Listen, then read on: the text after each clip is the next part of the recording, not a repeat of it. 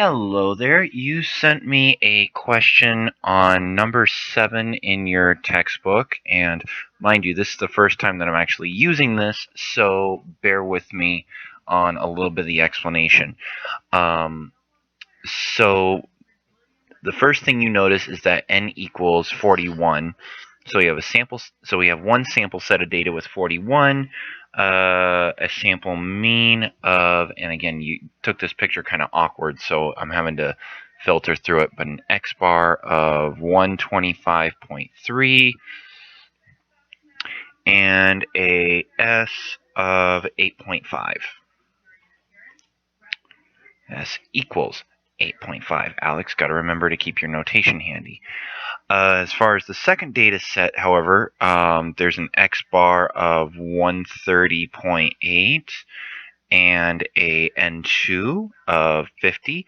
Now, because these sample sizes are different, automatically you know that this sample set is independent, which is a really nice thing to have, which means that the math is significantly easier. So this is a 7.3. So again, making sure that everything's in check here. We've got an alpha of 0.01. That's not our usual standard. Does this constitute evidence to conclude that the population means differ at alpha equals 0.01? So your null hypothesis is you assume that they are equal.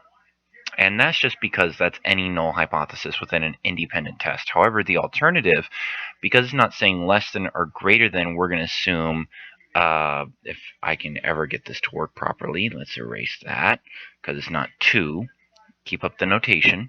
The first hypothesis mean is not equal to the second hypothesis mean. So we follow along with our nice, clever bit of math, and I'm just going to check here to make sure that your math matches up with mine. If this seems very repetitive, you can probably fast forward. So let's see, x bar 1 minus x bar 2 all over s squared 1 over n1 plus s squared 2 over n2. And we're going to take the square root of this. Okay, so again, let's see here.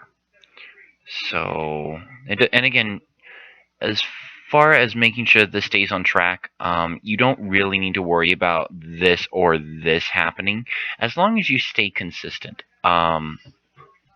For instance, if you were to draw this normally, you should see a two-tailed test.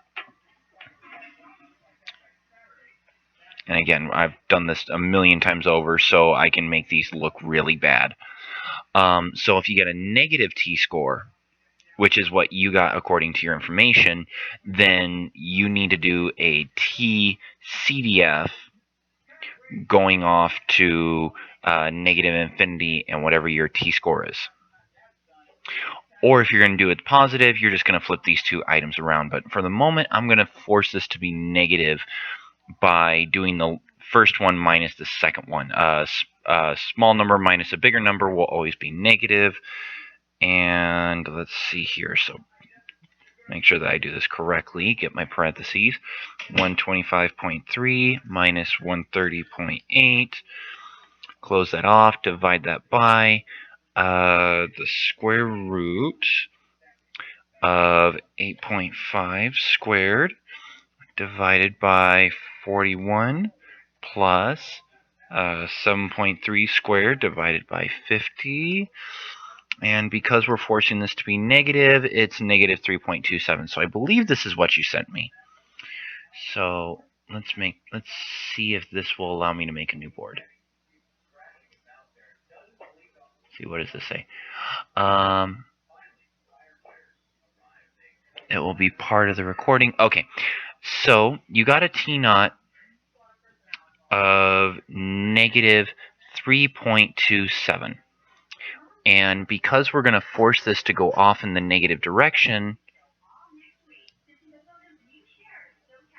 you could do a t-CDF of negative infinity to negative 3.27. But because this is a two-tailed test, yes, you do have to double your concluding result. You could also do your you could also do your Chu SAMP t-test with statistical data. That will also help you confirm this answer. Or if you have to do it by the classical approach, and if you're not doing that, depending on whoever your teacher is, you can just ignore the rest of this. But you may want to listen in regardless, because this may answer a lot of your questions in the long run. So if you were to do this via the classical approach, you would have a critical value, and again, this is just by using a local table or the inverse t function if you have it. But our critical region is applied to negative 2.704, and that area corresponds to a t critical of 0.01 with 40 degrees of freedom. And because this value lies within that critical region, the end result is you're going to reject the null hypothesis. So is there a reason to conclude that these answers are different?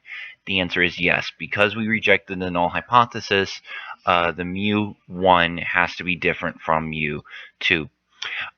Thank you for letting me try this experiment out on you. Please send me back an email when you get this, and we'll see how you like it. Bye-bye.